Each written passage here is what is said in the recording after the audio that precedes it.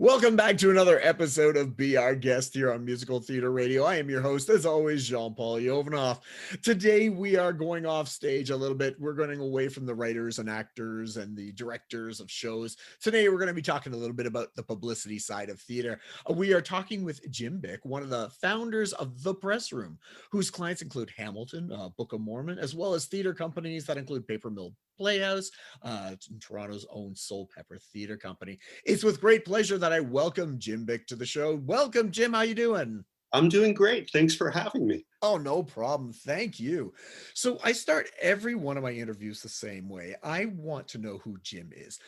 I want the Jim Byk bio in 30 seconds. Oh my goodness. Okay. I came into this whole line of work quite by accident. I was a newspaper reporter in Connecticut, visiting a friend in a press office. I didn't know the job existed. Got hired.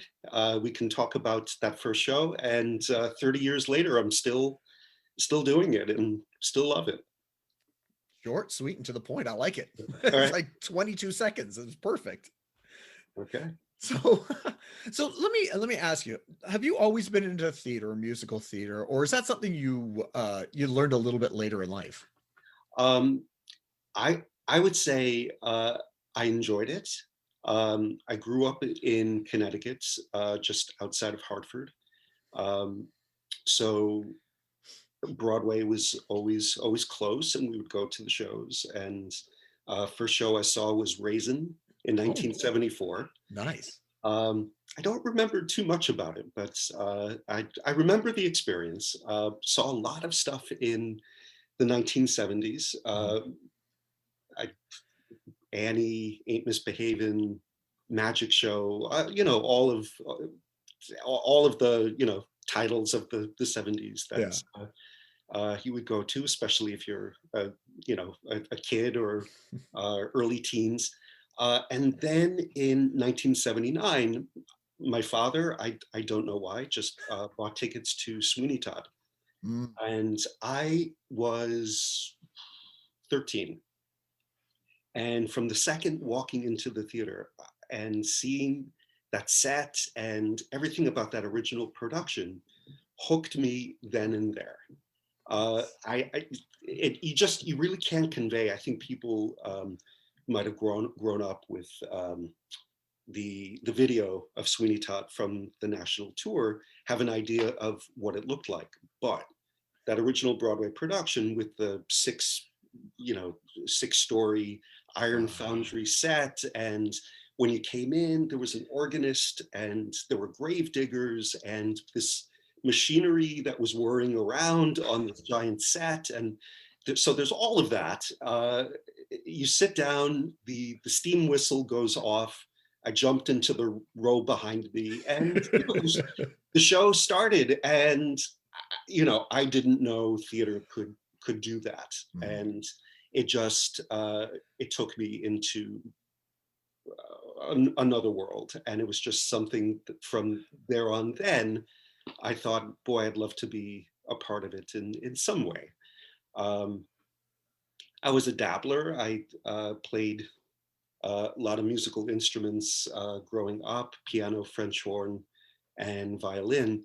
And so I would do some musical directing, accompaniments, played in a few orchestras, but I really didn't know how I would get into it until this sort of chance opportunity came, which I can tell you about if you want me to jump into it. That is exactly where I'd want to go, because now, like, those shows are incredible shows. I would love to have seen all of those, except for Annie. Maybe I'm not a huge. I'll tell you this. I'm gonna jump to the defense of Annie, because there were so many people who just sort of reflexively dismiss it. Yeah.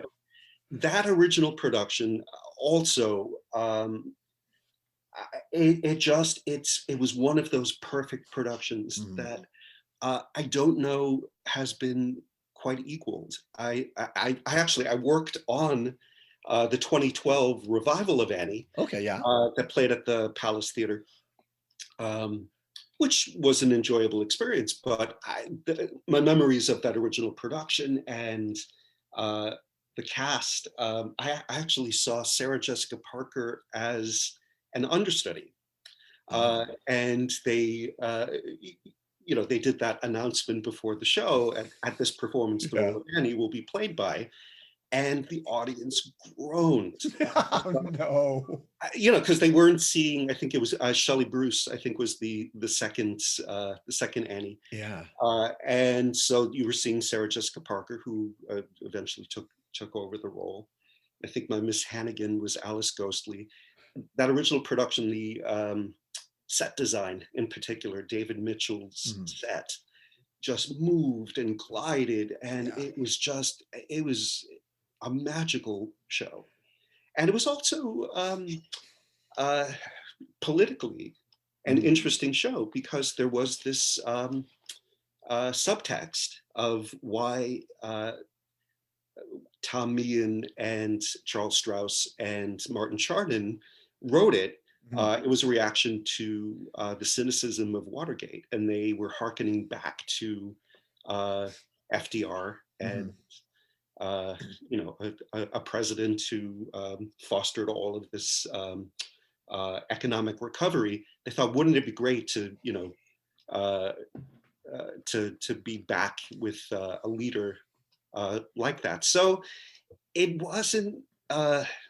Boy, I've really gone off tangent on my Annie defense, but it wasn't really, I think, how it's viewed now as like a kid show to a degree. It wasn't that, because adults went to it, families. I think adults went to it first and then came back with their kids. Okay. So it was great to see. I had to have seen it around 1978. I missed the original cast, but still magical. So, I think it's funny that you said people groaned when Sarah Jessica Parker came out, and now they're all like, guess who I saw? Yeah, in retrospect, in hindsight, they'd be like, I saw Sarah Jessica Parker. That's funny. So you were starting to talk about like the other shows of the 70s. Oh yeah, I love them. I love the Magic Show and Raisin. I really like that cast recording. I played on the station as well as Sweetie Todd. I was Annie. That's why I was like, Daddy Warbucks. I was like, don't be anti-Annie. Embrace Annie. I will. Instead of embrace Sorba, embrace Annie. So I will reflect now, and maybe you've convinced me. Think of the So you obviously you didn't go to post-secondary for theater. You said you went for I was an English major at Muhlenberg down in Allentown, Pennsylvania. I really didn't have an inkling of how I was going to get into professional theater, the Broadway side of things. And I had a friend working in a press office, John Barlow, and at the Josh Ellis office. Josh was a major press agent for 1970s and 80s and into the 90s. So I was visiting with John. I met Josh. I got back home to Connecticut, and there was a message from Josh on my answering machine saying, we need an extra pair of hands to open up OK, the Gershwin musical. How'd you like to come to work with David Merrick? And I thought, wow, my brother was living in New York at the time, so I had a place to stay.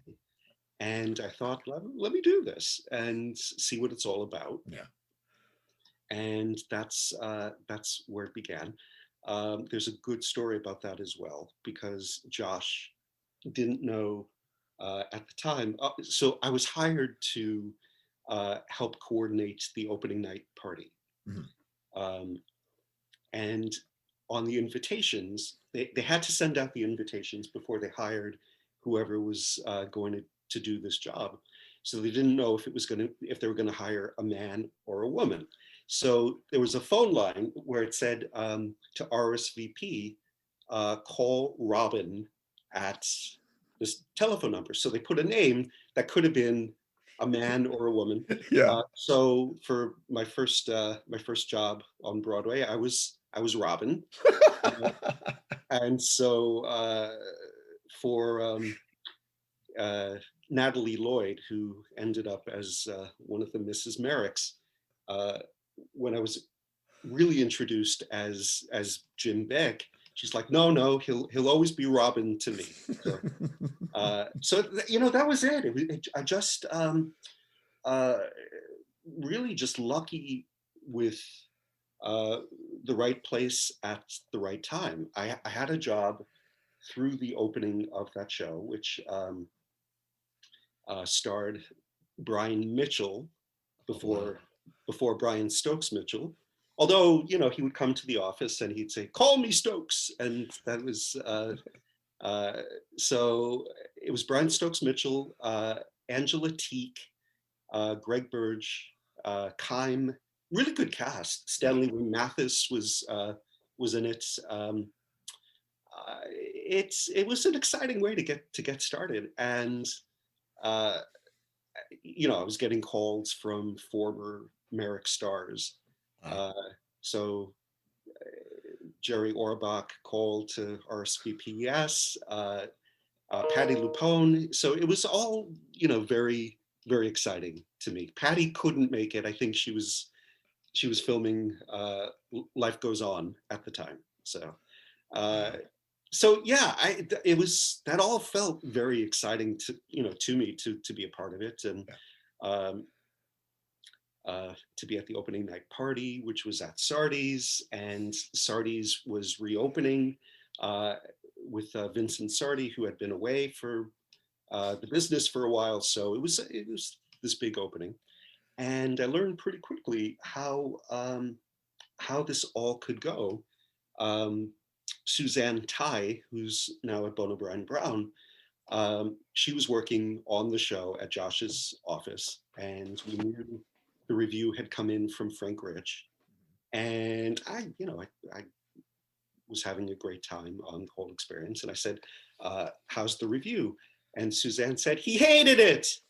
And I thought, wow, okay, this is how it how it can be. Of course, I knew reviews could go that way, of course, sure. But to then all of a sudden be on the other side of it. Yeah. And before all of this, I had been a newspaper reporter in Connecticut for just a paper in the Hartford area. So I was going from the press side of things to press agent, and sort of switching sides, as it were. So that's how it started, and I sent resumes around, knowing my job was going to be up after opening night, and I was hired by Keith Sherman right after that.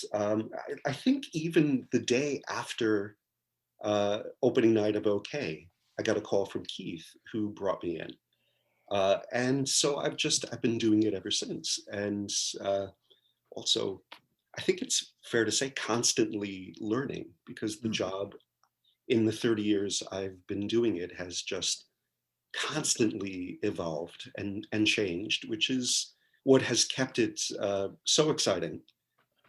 It's never boring, because I think each show offers its own unique points to work with, assets, challenges. What season are you opening in? What's your competition? What is the message of the show that you want to get out there? What is that public image for your show, and how do you craft it? That's really the job of a press agent, and so that's it's what we do. I've always been curious. You hear the words press agent and things like that, and you have a vague idea of what you do, but it seems that it's more of a puzzle almost. You got to figure out the best way to take this part and this part and package it. So what does a typical day look like? Not a 2020 typical day. We'll go back to 2019. What does a typical day in 2019 look like for a press agent when you're working on stuff? I should say too, in addition to our Broadway work, we do off-Broadway, we do institutions, we do streaming projects, well, especially after this year. So I think you start off with an idea of what you're going to tackle for your client. Maybe there's a particular deadline or something you're working towards. If it's a show that's open already, maybe it's an anniversary or a new piece of casting, you know, a new actor is joining. Are you going to do a photo call, video? You know, it's all of that. And then invariably, as the day goes on, there can be all sorts of new things that come in, either requests that are being made of you, or if you're pitching a particular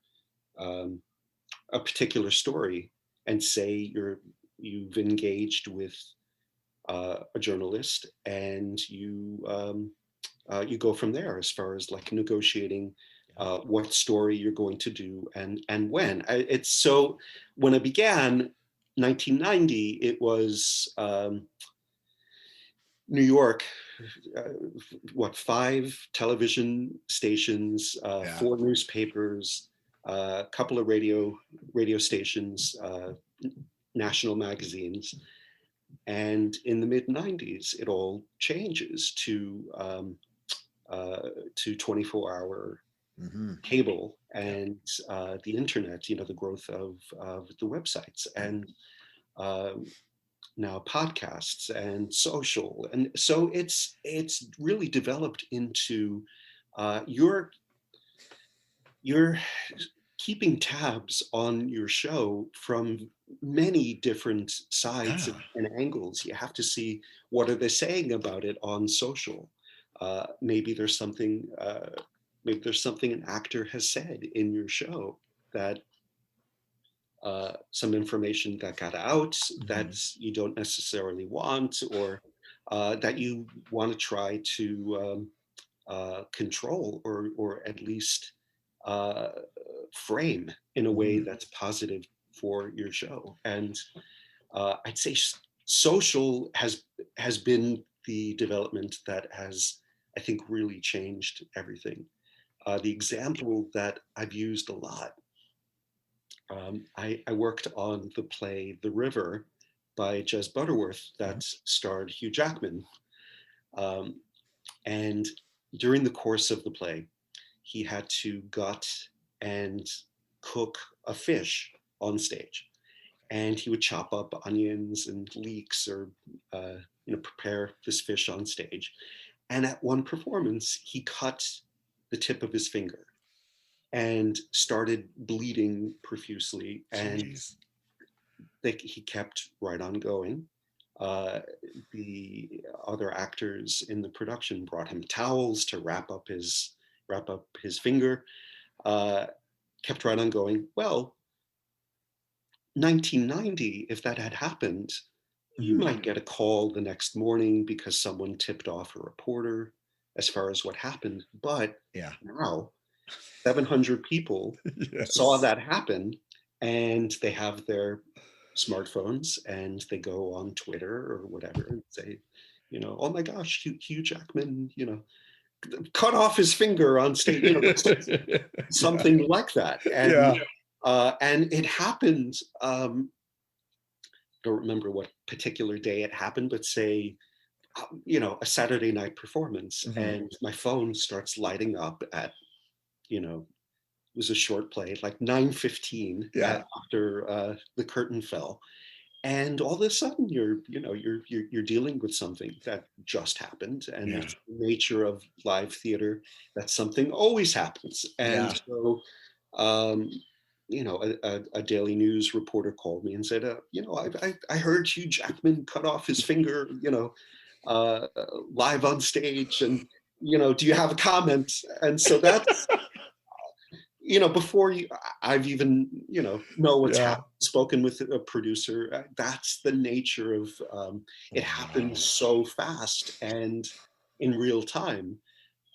So in that case, in that instance, I worked with his personal press rep and, uh, you know, went out with a statement as far as what had happened. But you have to be prepared to work really quickly with an instance like that. Yeah. That's an extreme. I wouldn't say, but it's other things do happen. The set breaks down, or Yeah. an actor becomes ill. Say your star is ill at, leaves the show at intermission, and the Mhm. understudy takes over, or it can be things of that ilk as well that you also have to deal with. But Crazy. yeah, So, when did you start the press room, your company? You obviously got yeah, into it back with OK. You caught the bug. yeah. When did you start your own company? Uh, the press room began in 2018, fall of 2018. Um, what I was working with Sam Rudy. Uh, Sam was the original office of Hamilton, where Shane Marshall Brown was Sam's associate. Um, I didn't know Shane really well, and I went to work with Sam because two projects actually. There was the play Indecent by Paula Vogel, um, that he needed help with, and also Soul Pepper. Speaking of the glory of Toronto, Yeah. was taking over Signature Theater here in New York. Uh, Soul Pepper was coming in with a very ambitious uh, uh, month of programming at that theater, where they were taking over all of the stages of Signature Theater. And so Sam hired me for those projects, but then I started to get work within Sam's office of my own, like Farinelli and the King, and then Three Tall Women. Um, the producers had reached out for me to handle those, and Sam was planning his retirement. So Shane and I started speaking about when this happens, Yeah. uh, should we form an office? And we knew Hamilton needed a home, and we hoped that we would get it. And also then the Book of Mormon, which I had opened at Boda Brown Brown, also came over. So then we had an office, and that's really how it got started. I'll say I had been a part of very large press offices, and being with Sam and in uh, a smaller office, uh, I, which is where I began. Uh, Back when I started, I liked I liked having just a smaller slate of projects that I could work on and really devote my time and attention to. It was profound with Indecent. That was a very special play. Um, that was hard to describe. It was hard to convey everything that play was about, Yeah. because it was a play about a play over a course of close to 50 years. There are songs. There's this troupe of players that rise from the ashes, and then also the fact that when Indecent was about to go into rehearsal, there was the Muslim ban, travel ban, Mhm. was enacted in the U.S., and we had a play that dealt with very similar issues. 1924, there was an anti-immigration act that specifically targeted Jews. I mean, all through the 20s, there were terrible immigration acts. Yeah. Jews, Irish, Italian, Asian, I could go into a whole tangent on Yeah. the hypocrisy of the US, and, the whole melting pot, give me your tired, you're poor, and then, really our true history. Anyway, Yeah. here we have a play that was in our era, dealing with a very similar issue. And so how could we talk about that and engage with what was happening, in real life, in the real world? And so we had Paula, who's just, God, she is remarkable. If you ever have the chance to, I know she's, apart from the songs in Indecent, not necessarily musical theater, but she's an incredible playwright, teacher, mentor.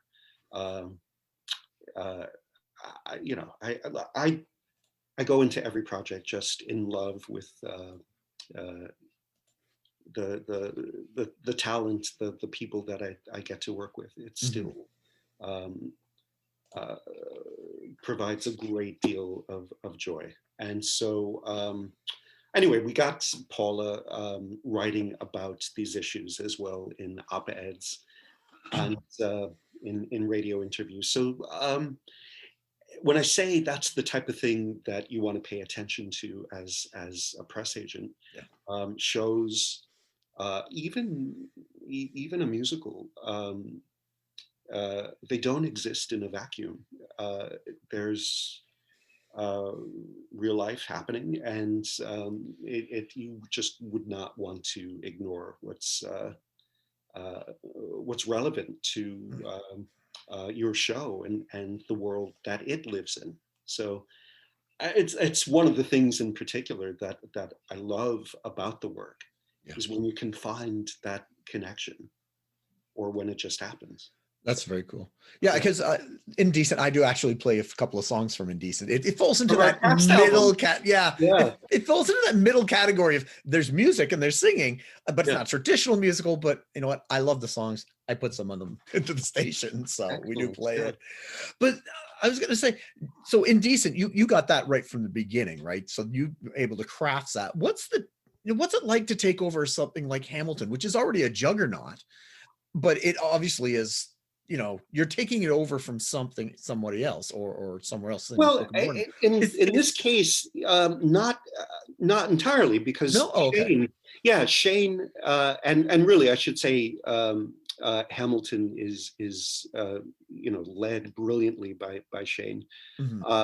He was right by Sam's side all through Hamilton at Sam Rudy's office. So in that case, I think it was how to have the continuity, really, I think in that case it's like, let's have a smooth transition. And there are people who say when you have a show like Hamilton, the work just happens, because everyone wants to write about it. And I have to say, what Sam and Shane did brilliantly with that show, it was much more than that. They were really shaping the narrative of that show, and there were stories that they pitched for everyone involved, that I think took what is a phenomenon and really took it even further to another level. It was a brilliant campaign that I admired from the outside. I was actually working on another show that season, and I looked at it like, wow, it's incredible. So yeah, in that case, it was just continuity, I think, and with someone who was there from the very beginning. Well, that But makes it a little easier. yeah, if you're taking over a show from another press agent, which look, no one um, really loves to get a show in that situation, Yeah, for because sure. someone has been let go for whatever reason. Mhm. But when it does happen, I think you look at uh, what has uh, what has been written thus far. You look at all of the clips, the stories. Maybe there are things where you look at it and say, I would have done that differently, and it gives you a direction. Or Yeah. maybe there's a story that hasn't been told, that you say, okay, here's an opportunity where we can Yeah.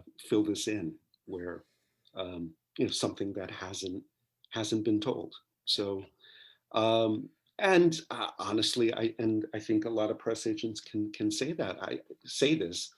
I've been on both sides of that equation. It just happens. Sometimes it's even that uh, the personalities don't mesh in a way. You and a producer, and you stay very close to your producer. Um, Maybe it's not an ideal situation where they need Mhm. someone uh, uh, more aggressive, less aggressive. It's there are any number of reasons why that can happen. So. Is there a lot of, you just brought this up, and I'm curious, is there a lot of conflict between, or maybe not conflict, but um, there's always got to be some kind of push pull between what the producers want and what you think will work on producing things, or promoting things. How does that work? Is there a hierarchy? It's like, do they make the decisions, or do you have to come to some kind of compromise, or you figure it out? Um, it's a little bit of everything. I'd say there's a little push and pull between what a producer might want or expect, Mhm. and what you think is possible, or whether you think, say they want something that you don't think is such a great idea. So I think uh, I think it's a combination of um, your let me put this a different way. Maybe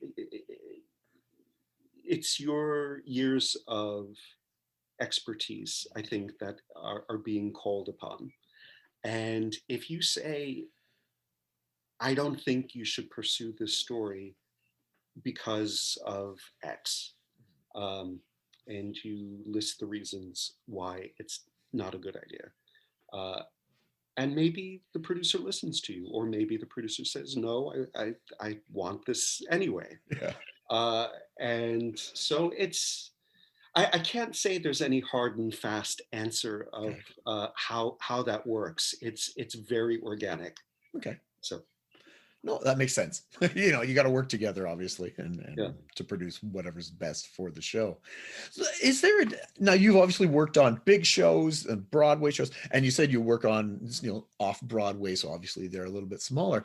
Is your approach exactly the same? I would assume yes, but then how it's marketed, I guess. And is it different people you approach? Do you approach the exact same X, Y, and Z, or Z, I guess, depending on where you are, for the Broadway show, and then the same for the off Broadway, or do you attack kind of separately and talk to different people? Um, it's an interesting question. We love off Broadway and off Broadway Mhm. in our office. We do the Wooster Group and Vineyard Theater and New York Classical Theater and the Hunter Theater Project. I, the thing about off Broadway is you have to work, I'd say, 10 times harder Yeah. to get the attention Broadway is the big shiny object, and um, uh, when you're opening up a Broadway show is going to get a certain level of attention, For sure. just by the act of opening. Mhm. Off Broadway, you can have incredible work that's happening, and you really have to sort of stand on your chair and wave your arms to say, pay attention to this. Yeah. And I think um, you do what you would love to have Mhm. happen is a heavy hitter, um, New York Times critic, Washington Post, Wall Street Journal, LA Times, come to your off Broadway show Mhm. and really sort of put it um, into that sphere. And I have to say too, the critics in those positions, um, Ben Brantley, obviously just uh, retired from the critics chair, but Ben, I'd say, was always as happy in a church basement somewhere as he was sitting, J 101, 102 in, you know, the Music Box Theater. Yeah. So in Ben's case, or Peter Marks from the Washington Post, Terry Teachout, Wall Street Journal, Charles McNulty, LA Times, Chris Jones, Chicago Tribune, um, they they're curious, they're adventurous. You sometimes have to really badger them. Mhm. Uh, that happened to me um, recently with Hunter Theater Project, with remarkable production of Macbeth that they staged. And this was a production that's had also been produced in New York by Red Bull Theater, and it was the production of the seven schoolgirls performing Macbeth in uh, like an abandoned lot, Really? and using found objects Wow. to stage Macbeth. And it ended in this incredibly shocking way. Um, well, I was like head over heels with the production, and it was a show that had transferred from another off-Broadway production. Um, and so, as like a return engagement, um, some critics just felt, oh, it had been covered. I don't need to. Uh, I don't really need to see it or weigh in on it. Mhm. And I had to say, no, no, no. You have to come. And I really pushed hard to get a few critics in, and did. And so that was uh, a successful endeavor. But you do have projects that just don't get that level of attention, no matter how hard you try, and Yeah. that's heartbreaking, because you have uh, playwrights and actors who've put their heart and soul uh, into this project, whatever it is, and those are their dreams that Yeah. are on that stage, and you want to do your best for them. And sometimes you're not successful at it, no matter how much effort you put in. And Yeah. I'll tell you, those are the type of projects that years later, I'll keep thinking back, oh, I could have done it differently if I had only done this. Yeah. All of those late nights where I'm just analyzing uh, jobs that I've done over the past 30 years and what I could have done better. You can always do better. So I think that's part of it. So It's unfortunate that the off Broadway and off Broadway world don't get the respect they deserve. I know you, because well, last time I was in New York, not this past October, but 2019, all I saw was off-Broadway shows. And you know what? I don't care if it's in a church basement or in the, you know, the basement of whatever or wherever. There's just some quality stuff. There's unquality stuff as well, but there's unquality stuff on Broadway or wherever as well. Yep. So I do not envy your job of trying to step on that chair, right, and shout to the world, come see this incredible show, because of this, I guess, lack of a term, stigma, right, of it's not Broadway, it's a street over. Well, you know, I wouldn't say it's a stigma necessarily, but it's, you do have to just work harder. Everyone loves sitting in a Broadway theater. Maybe they wouldn't love it right now in the midst of the pandemic, but we will rise again. But there's so much work happening, and same in Toronto. Toronto's an amazing theater town. We're very lucky at our office to work with Why Not Theater, an extraordinary institution, and we're going to be doing their production of Mahabharata, which was put off to 2022, but Yes. That's going to be a very exciting project once it happens. And we love doing work with these companies wherever they are, not just New York. We represent Barrington Stage Company up in Pittsfield, Massachusetts, which, you know, really, Julie Boyd,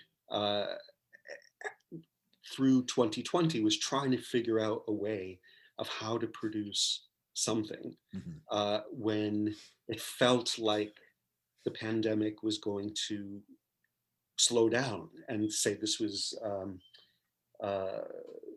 mid to late summer 2020. And we had, 8, 10, 12 different versions of how the season was going to go. They ended up being able to produce two plays, well, actually, sorry, a play and a musical review outdoors under a tent, and also a lot of streaming content, which, if there's any positive to the pandemic, a theater like Barrington Stage can put up a streaming production, and all of a sudden, it's not just what's happening in the Berkshires in Western Massachusetts. You can watch that all over the country, all over the world. And so it's put Barrington on a new level, which has been very exciting.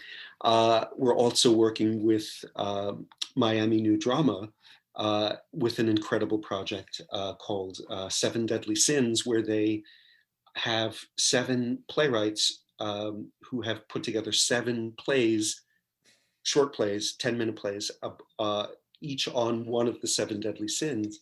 They're being performed in storefronts on Lincoln Road in Miami Beach, you know, one of the major commercial thoroughfares. And Lincoln Road's been devastated by the pandemic. And so there's something like 70 stores out of 200 have closed. And they've taken up using the empty storefronts as performance spaces, with actors performing behind glass, and an audience of 10 or 12 going storefront to storefront, and you sit and you listen with headphones. It's forced some theaters to think very creatively about how do you produce content during a pandemic. Anyway, so that's been exciting, and we've gotten some attention for them. So that's very gratifying. I think we want to engage with work that is exciting wherever it happens. So, nice. So if there's a mantra to the press room, you know, we love Oh my God, I'm so sorry about That's the okay. Again, maybe yeah, it's another client. yeah. But can't I complain. should be that lucky that they're no, we want to go where the work is excites us, and that's Broadway, and it's the church basements. It's wherever, Yeah. you know, wherever it's happening. Well, you mentioned the pandemic and how the 2020s just ravaged our industry. What have you been able to do during that time? And did you pick up new skills that you had to acquire because everything is closed on the stages and in New York? But like you said, they're doing storefront stuff. Is there a skill or something you had to learn or pivot a little with the company? I had to, and I'd say we had to pivot.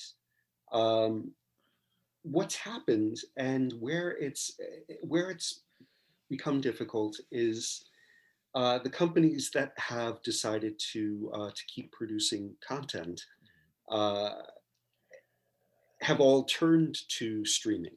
In the early days of it, it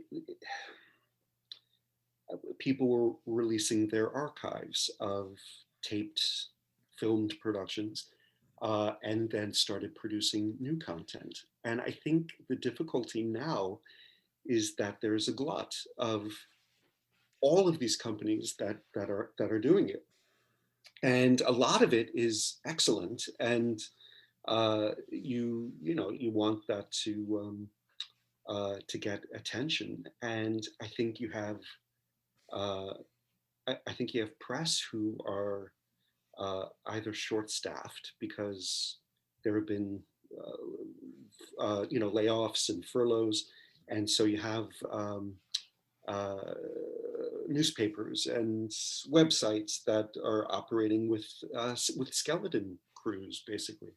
Um, they're overwhelmed, and uh, so then I think you're standing on your chair and you're waving your arms even more furiously, especially when it's when it's something that you also really believe in, that you think is worth that attention, or say um, what is incredible about it. So another client, I should say, uh, another Canadian, Hershey Felder, has been really brilliant through the pandemic about how he's responded.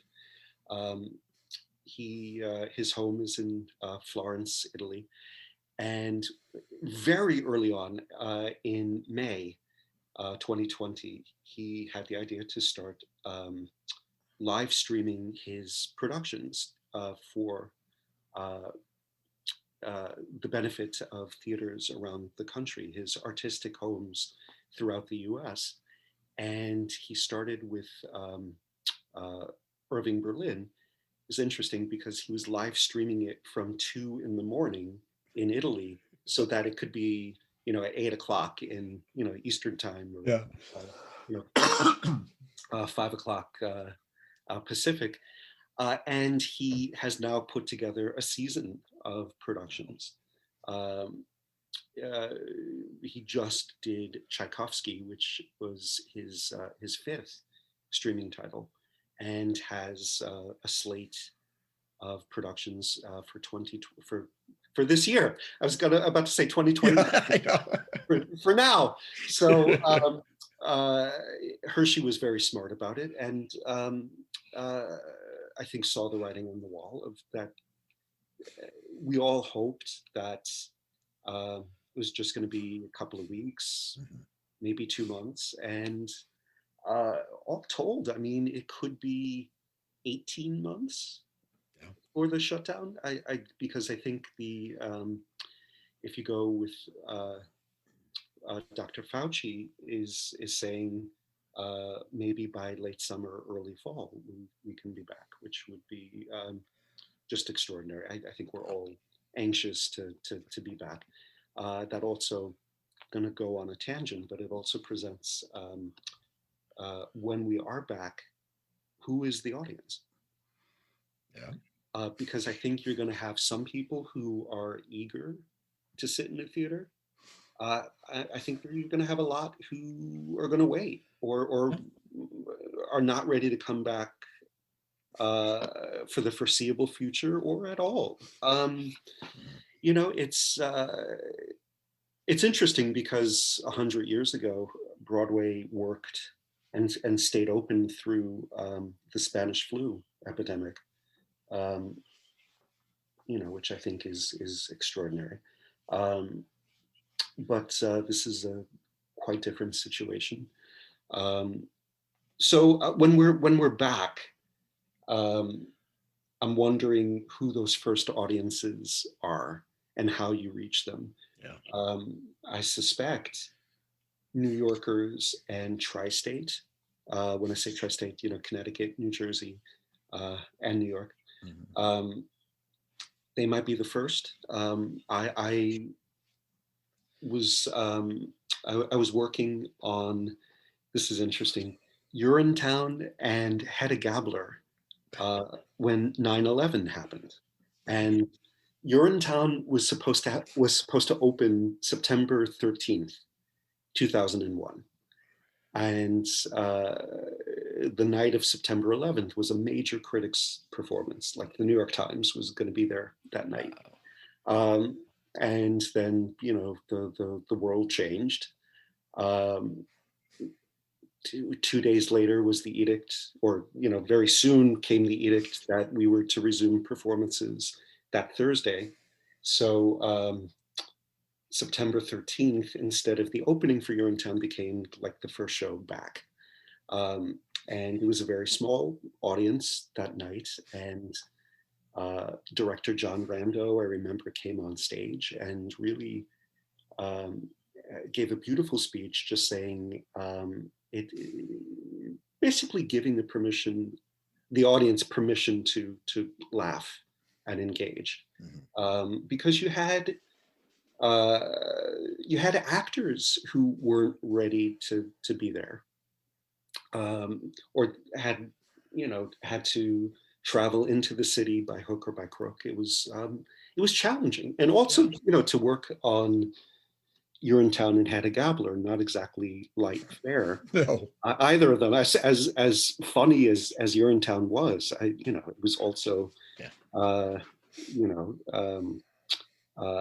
not exactly a distraction, you know, because you're dealing with this dystopian world that the author has created, and one of the characters is thrown off a building. You know, so it was just you had a set of challenges there of like, who's your audience and where are they coming from? And in those days after 9/11, we didn't know what was going to happen. And I think Broadway really came together as an industry to say, we're open. There was even this notion that you were being, what's the term?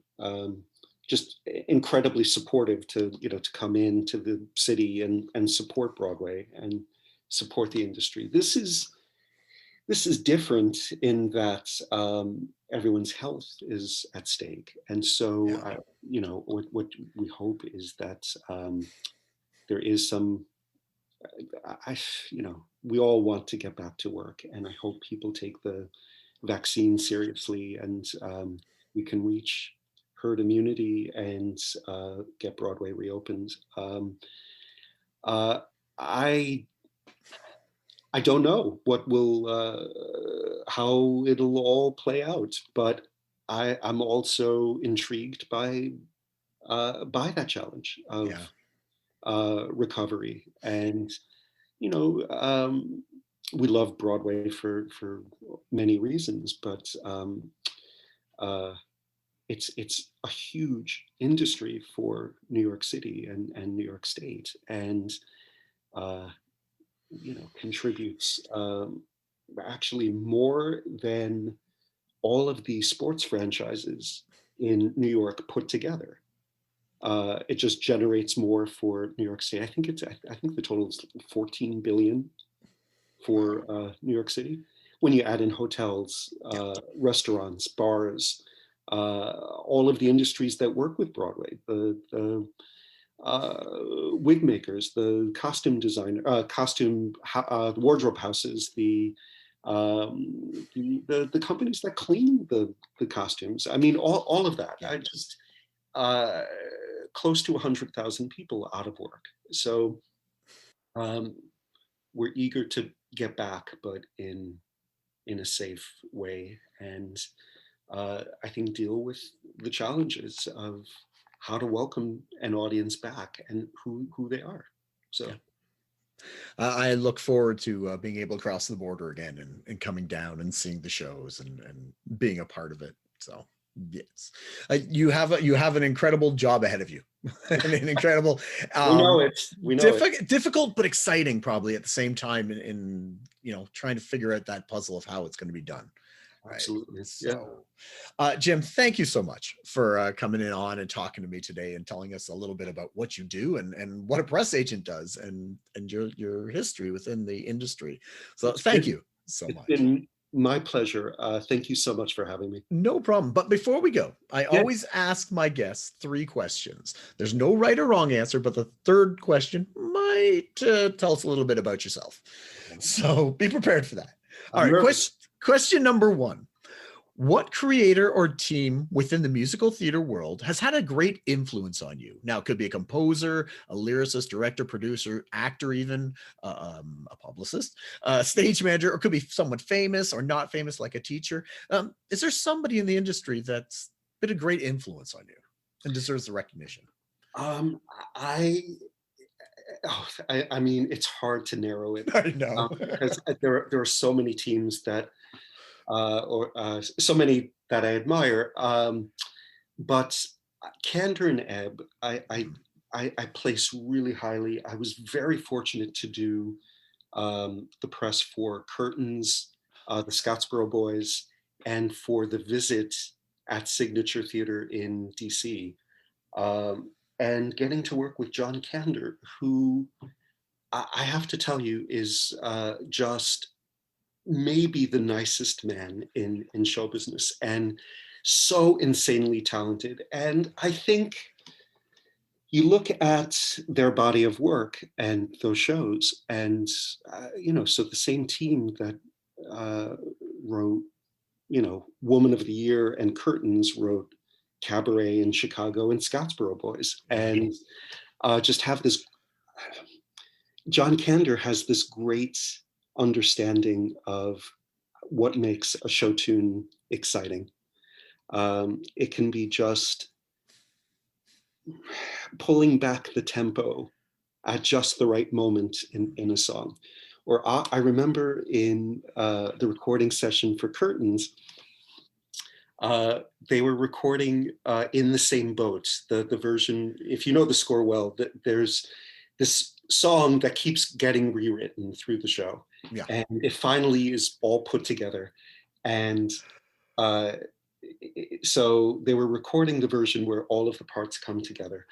And in the last few bars, the brass, last few bars of the song, the brass has like a line, like an instrumental break. Yeah. And Candor said to the trombone player to like really let it rip. And in one take, the very next take, the trombone player really, gave like a real sort of snappy,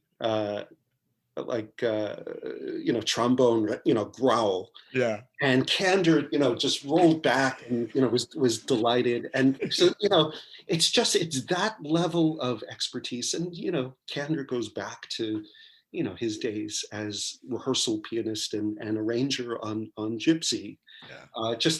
So incredible knowledge. Fred Ebb wasn't around, but, because he had passed away, obviously. Yeah. But his presence was felt. So that's a team I admire greatly. Nice. Correct answer. Can't go wrong with that. Good. Can't go wrong with that answer. That's a great answer. Thank you. And he's still writing. He's still writing in his 90s. It's crazy. So, yeah. All right. So question number 2. Is there a show that you worked on that really excited you? One that, doesn't have the notoriety of, Hamilton or Book of Mormon might have, but, that little engine that could show that you just really excited you to work with? Um, God, yes. Can I go back to Urinetown? Of course, hey, Okay. as a sidebar, that is probably, I think that was the first Broadway show I'd ever seen. Really? Yeah, Oh back my in goodness. Okay. 2002. I love that show. But yes, go on. That's great. Okay. Um, so Urinetown, when I started at Bone O'Brien Brown, which is one of the largest press offices, um, there was the show that they had coming up. They were sort of giving me the lay of the land, and I was hired to take over Beauty and the Beast, and it was a show that didn't happen. And they said, "Oh, and we have Urinetown," and so everyone was making a face, and I was like, "I'll do it." Yeah. You know, didn't know anything about it, and so then seeing a run through in a rehearsal room, and you saw that it was not this. It wasn't, began in the New York Fringe, but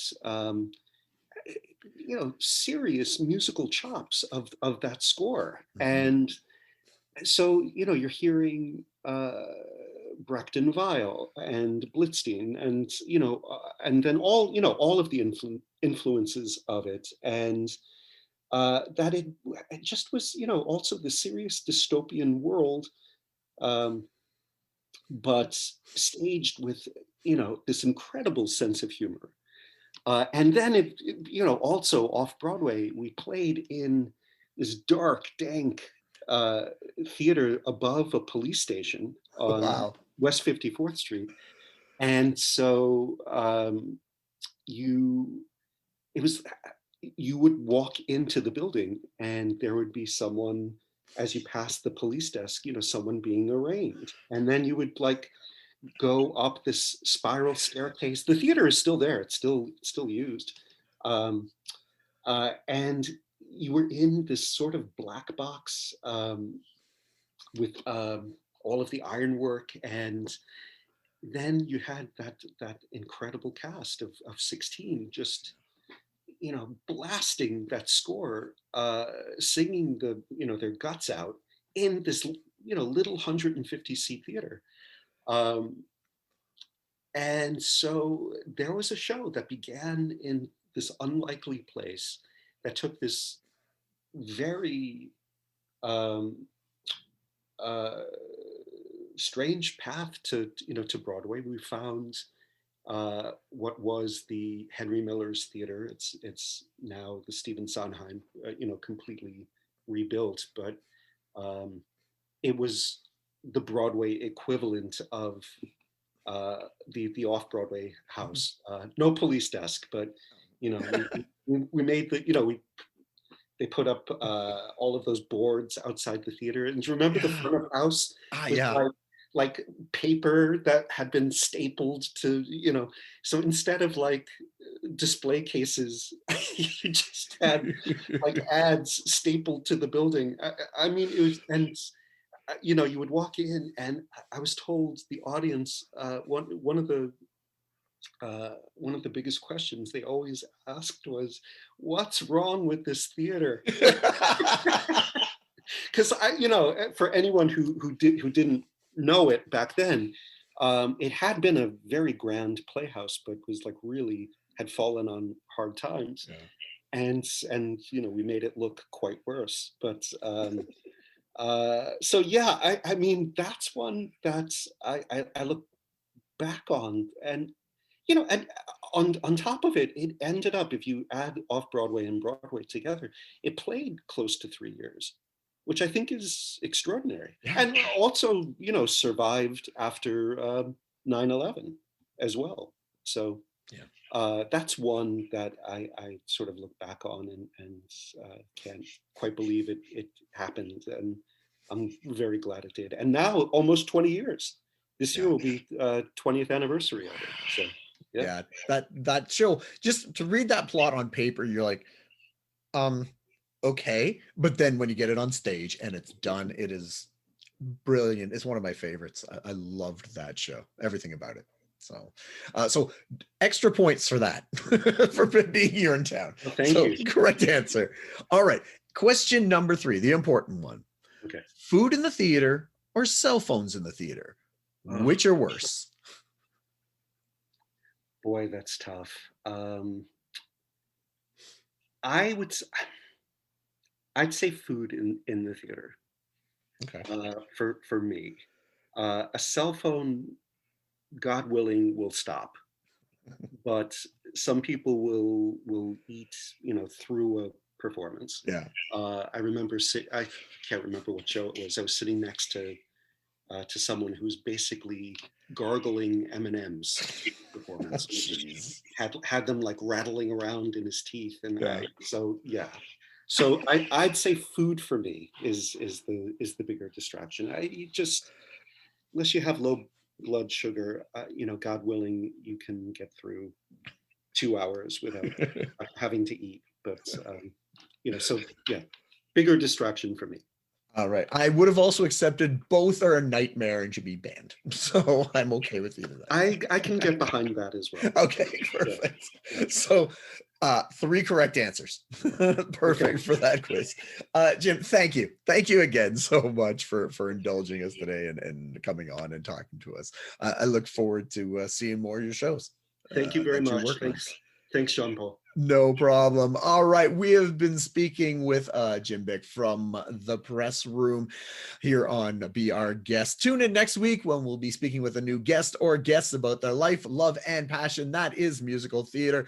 I am your host, as always, Jean-Paul Jovanoff, and I will see you when I see you.